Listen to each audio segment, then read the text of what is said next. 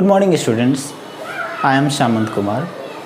तो आज हम लोग स्टार्ट करने जा रहे हैं क्लास 12 का कैलकुलस। ठीक है, तो आइए पहले देखते हैं कि क्लास 12 के कैलकुलस का सिलेबस क्या है, क्या आपको पढ़ना है क्लास 12 में। ठीक है, आपकी बोर्ड एग्ज़ाम आने वाली होगी।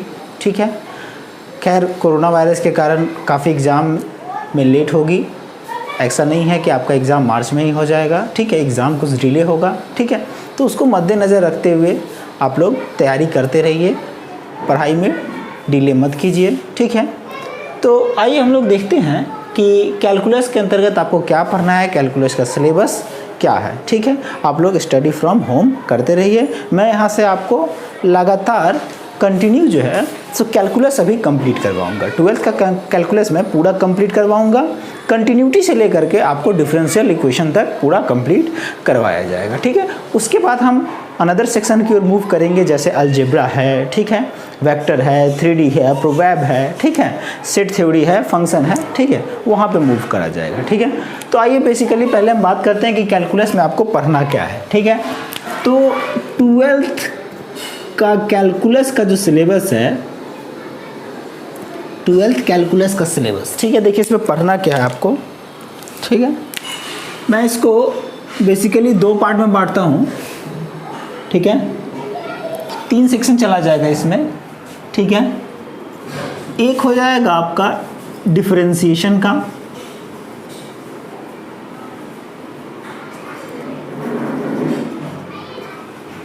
इस डिफरेंशिएशन वाले सेक्शन में दूसरा हो जाएगा हमारा इंटीग्रेशन का सेक्शन। ठीक है, और तीसरा हो जाएगा हमारा डिफरेंशियल इक्वेशन। डिफरेंशियल इक्वेशन, ठीक है, तो डिफरेंशिएशन वाले सेक्शन में क्या पढ़ना है हमको, देखिए यहाँ पे आपको पढ़ना है कंटिन्यूटी। क्या पढ़ना है?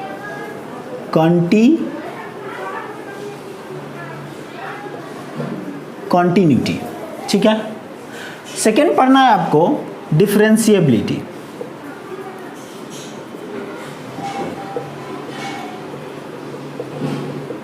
ठीक है, कंटिन्यूटी, डिफरेंशिएबिलिटी। ठीक है, इसके बाद आपको पढ़ना है डिफरेंशिएशन। इसके बाद आपको क्या पढ़ना है?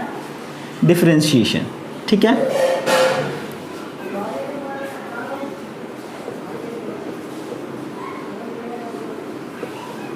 ठीक है, कंटिन्यूटी, डिफरेंशिएबिलिटी, डिफरेंशिएशन। ठीक है, एक्चुअली ये जो चैप्टर है आपका कंटिन्यूटी, डिफरेंशिएबिलिटी, इसको हम लोग लिमिट के साथ ही पढ़ते हैं, लेकिन लिमिट वाला जो आपका चैप्टर है, ये लिमिट आपको 11th में ही पढ़ना था। ठीक है, कंबाइन करके हम इसे LCD बोलते हैं, लिमिट, कंटिन्यूटी एंड डिफरेंशिएबिलिटी। बात समझ रहे हैं? तो लिमिट आपको 11th में ही पढ़ना था।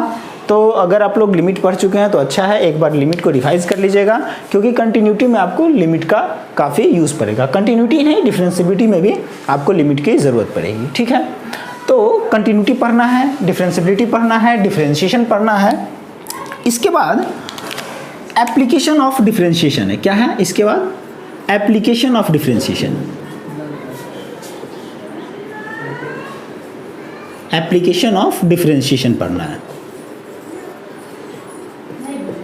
ठीक है, ये 4 मेजर सेक्शन आपका इधर है। उसके बाद इंटीग्रेशन में क्या पढ़ना है आपको? इंटीग्रेशन को 2 पार्ट्स में डिवाइड करेंगे। एक आएगा आपका डिफिनिट इंटीग्रेशन, एक क्या होगा? डेफिनिट, और एक क्या होगा? इनडिफिनिट। ठीक है, तो पहले हम लोग इनडिफिनिट इंटीग्रेशन पढ़ेंगे, उसके बाद हम लोग इनडिफिनिट से डेफिनिट में मूव करेंगे। ठीक है, और एक सेक्शन आपका आता है डिफरेंशियल इक्वेशन का। ठीक है, तो आइए थोड़ा इसको और रिफाइन करते हैं कि इसके अंदर आपको क्या पढ़ना है। कंटिन्यूटी के अंतर्गत हम वैसे फंक्शंस को पढ़ेंगे, ठीक है, जिनका हम टेस्ट करेंगे कि फंक्शन कंटिन्यूअस है कि नहीं है। मतलब कि कंटिन्यूटी के अंदर वैसे फंक्शंस को चेक करा जाएगा, उस क्राइटेरिया को चेक करा जाएगा जिससे ये पता चल सके कि कोई भी फंक्शन कंटिन्यूअस है या नहीं है। कंटिन्यूअस का मतलब कहीं भी वो टूटा है या नहीं है। जैसे ये ग्राफ है, मैंने एट रैंडम एक ग्राफ ड्रॉ करा, ठीक है, तो ये ग्राफ क्या है? कंटिन्यूअस है या नहीं है। ठीक है, इसको हम चेक करेंगे कंटिन्यूटी में। अगर ये ग्राफ देखने से आपको कंटिन्यूअस लग रहा है, जैसा कि ये ग्राफ कंटिन्यूअस है, ठीक है, तो हम कहेंगे कि ये कंटिन्यूअस है। ठीक है। अगर ये ग्राफ यहाँ से ब्रोकन हो गया, देख रहे हैं, तो हम कह देंगे कि इस पॉइंट पे ये ग्राफ क्या होगा, डिसकंटिन्यूअस होगा, ठीक है। तो बेसिकली कंटिन्यूटी में हम पढ़ेंगे कि कौन सा ग्राफ कंटिन्यूअस है, कौन सा ग्राफ विदाउट पेन को उठाए हुए ड्रॉ करा जा सकता है, ठीक है, और कौन सा ग्राफ को ड्रॉ करने में हमें पेन उठाने की ज़रूरत पड़ेगी, ठीक है।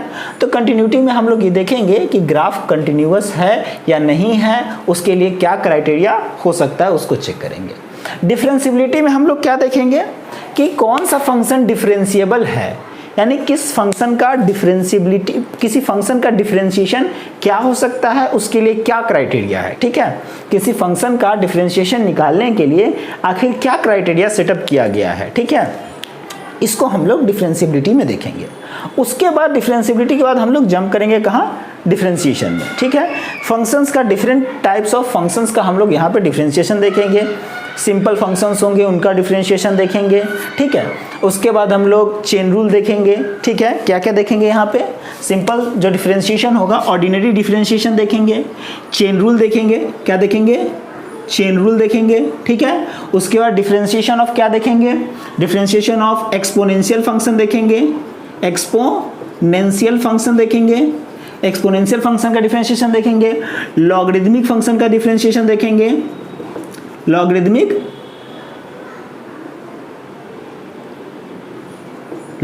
फंक्शन का डिफरेंशिएशन देखेंगे।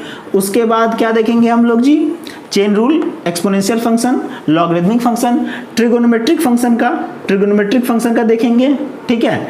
इसके बाद हम लोग देखेंगे डिफरेंशिएशन ऑफ पैरामीट्रिक फंक्शन, क्या देखेंगे, पैरामीट्रिक फंक्शन का देखेंगे, ठीक है। उसके बाद देखेंगे differentiation of one function with respect to another function, एक फंक्शन का दूसरे फंक्शन के रेस्पेक्ट में डिफरेंशिएशन कैसे निकालते हैं। उसके बाद देखेंगे डिफरेंशिएशन ऑफ इनफाइनाइट सीरीज, ठीक है। उसके बाद हम लोग देखेंगे डबल डिफरेंशिएशन, बात समझ रहे हैं, डबल डिफरेंशिएशन। तो ये कुछ मेन टॉपिक्स हैं जिनको हम लोग वहाँ पे डिटेल में लेकर के चलेंगे, ये आपको डिफरेंशिएशन में पढ़ना है। अब आते हैं एप्लीकेशन ऑफ डेरिवेटिव में। एप्लीकेशन ऑफ डेरिवेटिव के अंदर सब टॉपिक्स हैं, क्या क्या यहाँ पे पढ़ना है आपको, यहाँ पे आपको पढ़ना है dy by dx at a rate as rate measure, बात समझ रहे हैं। उसके बाद आपको पढ़ना है errors and approximation,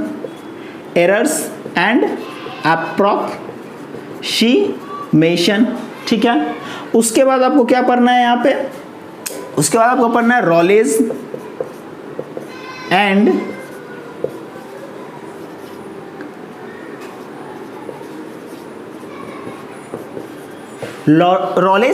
Lagrange's theorem पढ़ना है। उसके बाद आपको क्या पढ़ना है, उसके बाद आपको पढ़ना है मैक्सिमा एंड मिनिमा पढ़ना है। उसके बाद आपको क्या पढ़ना है, इंक्रीजिंग एंड डिक्रीजिंग फंक्शन पढ़ना है। उसके बाद आपको क्या पढ़ना है, टेंजेंट एंड नॉर्मल पढ़ना है। उसके बाद यहाँ विजिबल नहीं होगा, मैं ऊपर लिख रहा हूँ, ठीक है, मैं इसे रब करता हूँ, ठीक है। आप समझ गए होंगे कि डिफरेंशिएशन में आपको क्या पढ़ना है, ठीक है।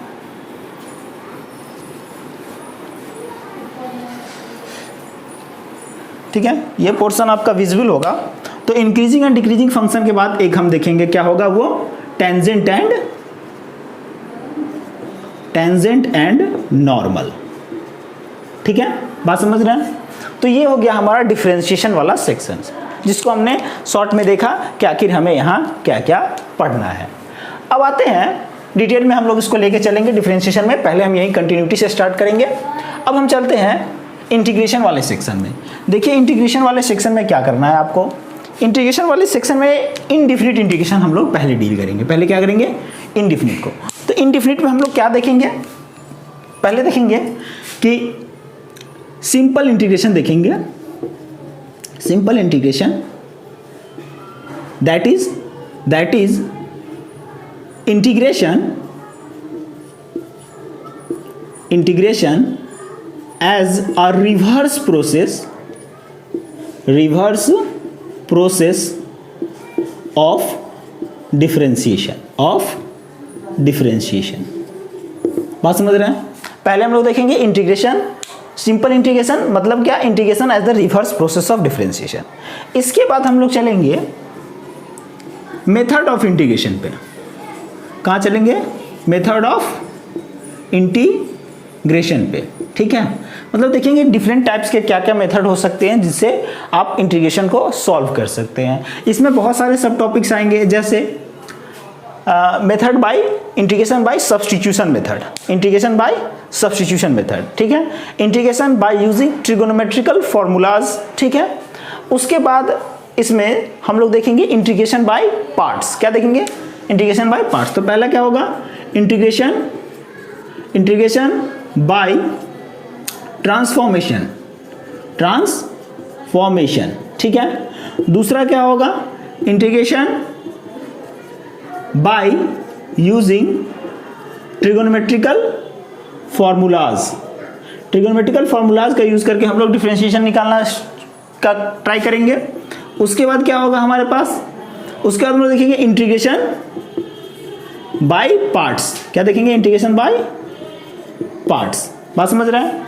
इसके बाद हम लोग मूव करेंगे सम स्पेशल इंटीग्रेशन पे, सम स्पेशल इंटीग्रेशन पे। बात समझ रहे हैं। इसके बाद हम लोग मूव करेंगे इंटीग्रेशन बाय पार्शियल फ्रैक्शन, ठीक है।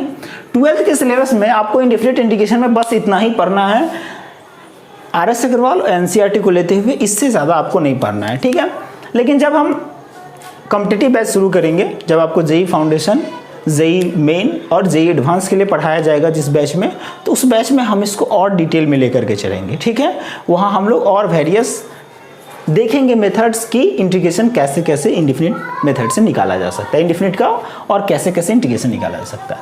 इसके बाद आते हैं हम लोग डेफिनिट पे, ठीक है। तो डेफिनिट में क्या करना है आपको, पहले तो जितना डिफरेंस इंटीग्रेशन हम लोग यहाँ तक पढ़े हैं, इंटीग्रेशन बाय पार्शियल फ्रैक्शन तक, ठीक है, इसका सिंपल हम लोग देखेंगे कि इसका डेफिनिट इंटीग्रेशन कैसे निकाला जा सकता है। डेफिनिट इंटीग्रेशन में कुछ नहीं होता है। इनडेफिनिट इंटीग्रेशन में क्या होता है कि इनडेफिनिट इंटीग्रेशन का कोई लोअर लिमिट और अपर लिमिट नहीं होता, और डेफिनिट इंटीग्रेशन में क्या आता है, आपको एक लोअर लिमिट और अपर लिमिट आ जाता है, ठीक है। तो पहले हम जनरल जितना भी इनडेफिनिट इंटीग्रेशन देखे हैं उसको हम लोग ट्राई करेंगे कि उसको डेफिनिट इंटीग्रेशन मेथड से सॉल्व कर लिया जाए। उसके बाद हम लोग प्रॉपर्टीज ऑफ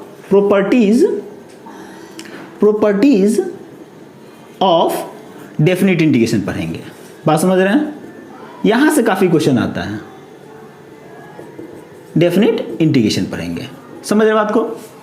इसके बाद एक सेक्शन और आता है जिसको कहते हैं एप्लीकेशन ऑफ, क्या कहते हैं, एप्लीकेशन ऑफ, ठीक है, definite integration, application of definite integration. Short में लिख रहा हूं, जगह कम है, ठीक है। तो एप्लीकेशन ऑफ डेफिनिट इंटीग्रेशन के हम लोग क्या देखेंगे, हम लोग देखेंगे यहां पे area under the curve, area under the curve. बात समझ रहे हैं। मतलब दो या दो से ज्यादा कर्व्स के अंदर में जो एरिया फॉर्म्ड होगा, उस एरिया को हम लोग कैसे कैलकुलेट करेंगे, उसको हम लोग देखेंगे एप्लीकेशन ऑफ डेफिनिट इंटीग्रेशन के अंदर, जिस चैप्टर का नाम होगा एरिया अंडर द कर्व, ठीक है। बात को समझ रहे हैं। इसके बाद एक सेक्शन आपका इसमें और आता है जो डेफिनिट इंटीग्रेशन के थ्रू ही उसको सॉल्व करते हैं। डेफिनिट इंटीग्रेशन को इंटीग्रेशन के थ्रू सॉल्व ना करके हम यहाँ पे लिमिट का कॉन्सेप्ट यूज करेंगे, ठीक है। डेफिनिट इंटीग्रेशन के क्वेश्चंस को आप लोग लिमिट के कॉन्सेप्ट से भी सॉल्व कर सकते हैं। तो उसे हम लोग कहते हैं integration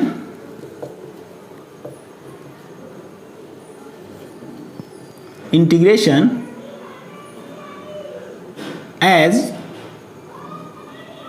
limit as sum, limit as a sum, ठीक है। समझ रहे हैं। Definite integration, actually definite integration as limit as a sum, ठीक है। तो इस चैप्टर में, ये भी एक छोटा सा चैप्टर है आपके पास, ठीक है। तो इस चैप्टर में हम लोग कोशिश करेंगे कि डेफिनिट इंटीग्रेशन को इंटीग्रेशन मेथड से ना सॉल्व करके किस मेथड से सॉल्व करा जा सके, लिमिट के मेथड से सॉल्व करा जा सके। बात समझ रहे हैं। अब यहाँ पे हमारा इंटीग्रेशन का सेक्शन खत्म हो जाता है, ठीक है। इसके बाद हम लोग आते हैं डिफरेंशियल इक्वेशन पे, ठीक है। तो मैं थोड़ा रब कर लेता हूँ, इसे, ठीक है। बहुत लंबा जा रहा है, इसे मैं थोड़ा रब कर लेता हूँ, ठीक है। चलिए, डिफरेंशियल इक्वेशन में क्या देखना है हमको कि what is the general form of differential equation. बात समझ रहे हैं, जनरल फॉर्म क्या होता है डिफरेंशियल इक्वेशन का। फिर इसमें हम लोग देखेंगे ऑर्डर एंड डिग्री देखेंगे। बात समझ रहे हैं, डिफरेंशियल इक्वेशन का ऑर्डर क्या होता है, डिग्री क्या होता है।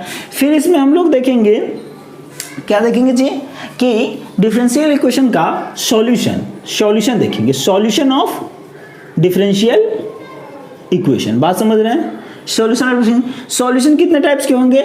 एक सॉल्यूशन होगा आपका जनरल सॉल्यूशन, क्या होगा, जनरल सॉल्यूशन। और एक सॉल्यूशन क्या होगा, पर्टिकुलर सॉल्यूशन, क्या होगा, पर्टिकुलर सॉल्यूशन।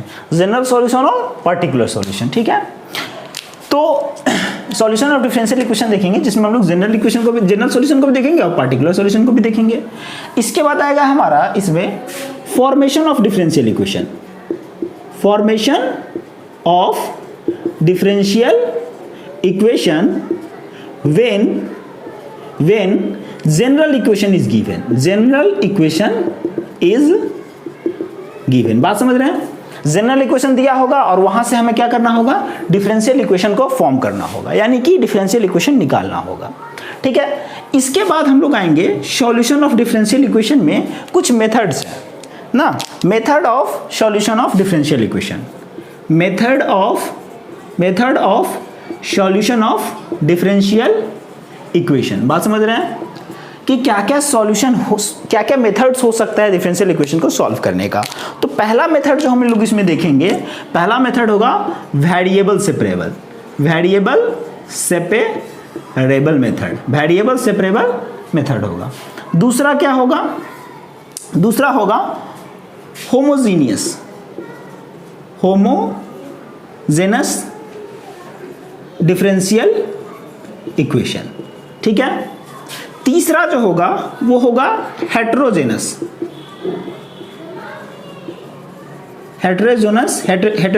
डिफरेंशियल इक्वेशन, ठीक है। तो ये है नहीं एक्चुअली, फिर भी हम इसको देख लेंगे, कॉन्सेप्ट के तौर पे इसको देख लेंगे, ठीक है। ये आपके सिलेबस में फिर भी दे नहीं रखा है, फिर भी देख लेंगे हम लोग इसको। उसके बाद क्या आ जाता है आपको, हेटेरोजेनस के बाद आ जाता है आपको लीनियर डिफरेंशियल इक्वेशन, ठीक है। विजिबल है यहाँ तक, हाँ विजिबल है, लीनियर डिफरेंशियल इक्वेशन, ठीक है। इसके बाद और भी टॉपिक्स हैं, जैसे एग्जैक्ट डिफरेंशियल इक्वेशन है, ठीक है। तो वो आपको यहाँ नहीं पढ़ना है, वो जब मैं जेई का बैच स्टार्ट करूँगा फिर वहाँ पे एग्जैक्ट डिफरेंशियल इक्वेशंस वगैरह को लेकर के हम चलेंगे, ठीक है। तो बेसिकली ये है, और इसके बाद कुछ वर्ड्स प्रॉब्लम है, ठीक है। Word problem based on differential equation. बात समझ रहे हैं। तो ये एक रिकैप है आपका कि आपको 12th के कैलकुलस में क्या पढ़ना है। मैं 2 मिनट में रिकैप करता हूं। आपको पढ़ना क्या है, डिफरेंशिएशन पढ़ना है, इंटीग्रेशन पढ़ना है और आपको डिफरेंशियल इक्वेशन पढ़ना है। डिफरेंशिएशन में आपको क्या पढ़ना है, लिमिट आप 11th में पढ़ चुके हैं। आपको यहाँ पढ़ना है कंटिन्यूटी में हम लोग देखेंगे कि कौन फंक्शन, किसी भी फंक्शन के कंटिन्यूअस होने के लिए क्या कंडीशन है, ठीक है। उसके बाद डिफरेंशिएबिलिटी पढ़ेंगे, जहां हम लोग चेक करेंगे कि कोई फंक्शन डिफरेंशिएबल है या नहीं है, ठीक है। उसके बाद हम लोग डिफरेंशिएशन पढ़ेंगे। डिफरेंशिएशन के अंदर मैंने आपको सब टॉपिक्स बताया कि कितने टाइप्स के आपको डिफरेंशिएशन मेथड्स आपको निकालने हैं, कैसे कैसे हम लोग डिफरेंशिएशन सॉल्व करेंगे, किस किस फंक्शन का डिफरेंशिएशन हम लोग निकालेंगे। उसके बाद क्या करना है, आपको एप्लीकेशन ऑफ डिफरेंशिएशन निकालना है, सॉरी उसके बाद आपको क्या पढ़ना है, एप्लीकेशन ऑफ डिफरेंशिएशन पढ़ना है। इसके अंदर क्या पढ़ना है आपको, dy/dx रेट मेजर पढ़ना है, एरर्स एंड अप्रोक्सीमेशन पढ़ना है, रॉलेज एंड लैग्रांजेस थ्योरम पढ़ना है, मैक्सिमा मिनिमा पढ़ना है, इंक्रीजिंग डिक्रीजिंग पढ़ना है और टेंजेंट एंड नॉर्मल पढ़ना है। इसके बाद इंटीग्रेशन में आपको क्या पढ़ना है, इंडेफिनिट इंटीग्रेशन पढ़ना है, जिसमें मैंने आपको बताया कि क्या क्या पढ़ना है। उसके बाद डेफिनिट पढ़ना है, डेफिनिट में सब कुछ मैंने डील किया। और फिर आपको क्या पढ़ना है, डिफरेंशियल इक्वेशन पढ़ना है। तो ये आपका 12th का सिलेबस है, ठीक है। तो अगले क्लास में मैं आप स्टार्ट करने जाऊंगा, आपको स्टार्ट करेंगे हम लोग, कहाँ से स्टार्ट कर लेंगे हम लोग, कंटिन्यूटी से, ठीक है। तो नेक्स्ट क्लास में हम लोग कंटिन्यूटी से स्टार्ट करेंगे और इसको फर्दर आगे कहाँ तक, डिफरेंशियल इक्वेशन तक लेकर के जाएंगे। ठीक है, कोशिश करूँगा कि 1 से 1.5 महीने में आपका ये सिलेबस पूरा कंप्लीट करवा दिया जाए, रेगुलर क्लास करवा करके। ठीक है, तो उम्मीद है कि आप 12th क्लास के कैलकुलस के सिलेबस को समझ पाए होंगे। नेक्स्ट क्लास में हम लोग स्टार्ट करेंगे। ठीक है, तो अगर आपको मेरा ये सेशन अच्छा लगा, सही लगा, इन्फॉर्मेटिव लगा, ठीक है, तो आप प्लीज़ हमारे चैनल को लाइक करें, सब्सक्राइब करें और शेयर करें। Thank you. मिलते हैं अगले क्लास में कंटिन्यूटी के साथ।